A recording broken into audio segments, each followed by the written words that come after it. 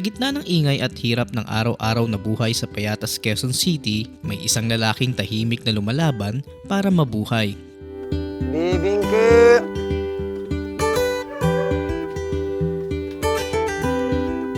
Bibingke!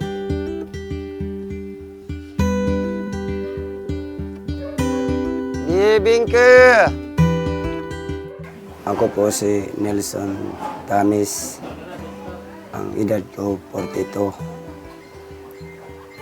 Ako po isa po ang SWD. Ako po ang trabaho. Vendors na bibingkahan. Hinahango lamang ni Nelson ang bawat bibingka sa halagang 7 piso at 50 sentimo at ibinibenta niya ito ng 15 piso kada piraso. Naglalako po ako sa bibingka mga 2 taon na po. Paano po kayo napunta sa pagtitinda ng bibingka? Dati yung kuhan ko talaga, ang anak buhay ko dati, maghakot ng kopra doon sa probinsya Samar. Pagkatapos, paghakot ko sa Samar, niisipan ko, iwan ko sa Manila kung kaya.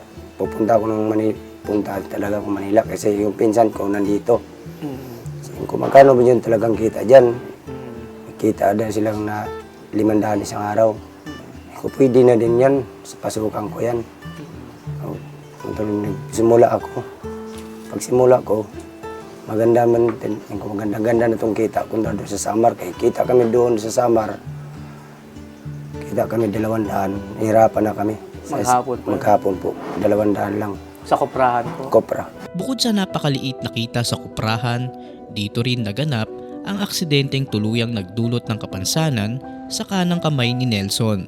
Dati buong kamay ko, siyempre doon sa Samar, akyat kami sa nyug. Tapos pag ganun ko, nataga yung kamay ko, yun na kuha na siya. Di ginamot namin. Pag ginamot namin, pinabayaan ko lang kay kaya man. Yun na nangitim naman siya, yun, pinaputol na sa doktor. Yan ang hanap buhay namin doon akyat ng nyug. Yun lang talaga ang hanap buhay doon sa Samar.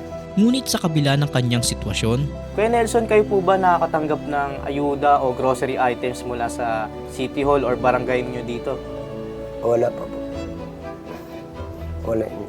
Wala pa ako nakatanggap. Sa social worker po, lumapit na po ba Wala kayo? pa po. Wala pa, hindi niyo pa Hindi ko nasubukan kasi hindi ako marunong. Kung dapat sana mayroon sana marunong na kasama sa akin. Wala.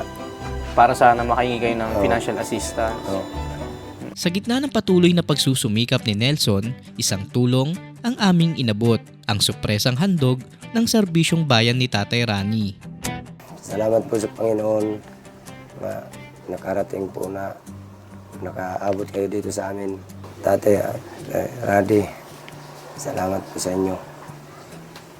Kung bagay na po ito ibigay mo sa amin. Tahimik man ang kanyang laban sa lansangan, malakas ang kanyang paninindigan na magpatuloy para sa buhay. Ang kwento ni Nelson ay patunay na kahit may kapansanan, hindi nawawala ang dignidad ng isang taong marangal na naghahanap buhay.